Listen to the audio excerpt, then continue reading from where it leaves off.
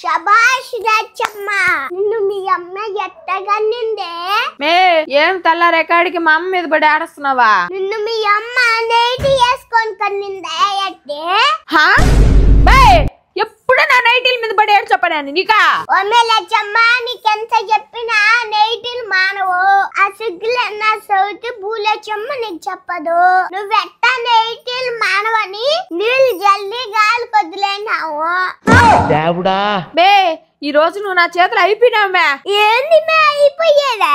మన ఇంటికి వచ్చినా మా అత్త దగ్గర మా పిన్ని దగ్గర నైటీలు వేయిస్తున్నావు కదే. నిన్నిట్టే వదిలేస్తే ఈ ప్రపంచంలో అందరి దగ్గర నైటీలు వేయిపించేస్తావా ఎట్టే? వాళ్ళు వేసుకుంటే నన్ను ఏం చేయమంటావా? నువ్వు ఏమి చేయలేవు తల్లే. నైటీలు వేసుకుని ఊరేస్తావు. నీ దెబ్బకి ఈ ప్రపంచం అంతా నైటీలు నైటీలు అని పెరిగిస్తున్నది కదే. నీకు ఇంటర్నేషనల్ నైటీలు రాణి అని అవార్డు ఇవ్వాలి. నైటీలు రాణియే. అక్క వదినా, నైటీలో ఉండే ఆనందం ఇంకెక్కడా లేదు. థాంక్ యూ లచ్చక్క. ఇదేంట్రా అయితే?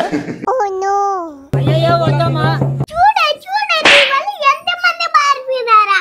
పాపా నిజంగానే ఇంటర్నేషనల్ నైటీ రాణి అని అవార్డు ఇవ్వతారు మా మమ్మీకి. ఒరే అన్నయ్య, దీనివల్ల ఈ ప్రపంచం అంతా నైటీల ప్రపంచంగా మారిపోతుందిరా. ఈ ప్రపంచానికి మనం ఒక సంకేతం ఇవ్వాలంటే ఫస్ట్ దీని దగ్గర నైటీలు వేయడం మార్పించాలరా. ఏంది మేము మీరు చెప్పేదా? నేను నైటీలు వేసుకుంటే ప్రపంచం అంతా నైటీలుగా మారిపోతుందా? సంకేతం అంట, బోర్డులో సంకేతం.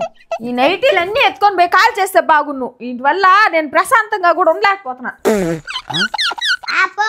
నైటీలు రానియా, ఈదుల్లో కూడా నైటీలతోనే తిరుగుబో. ఆహా, విధాడిందిరా నీతో నీ వింత నాటకం. పోయే నైటీలు రానియా చూసినావు కానీ.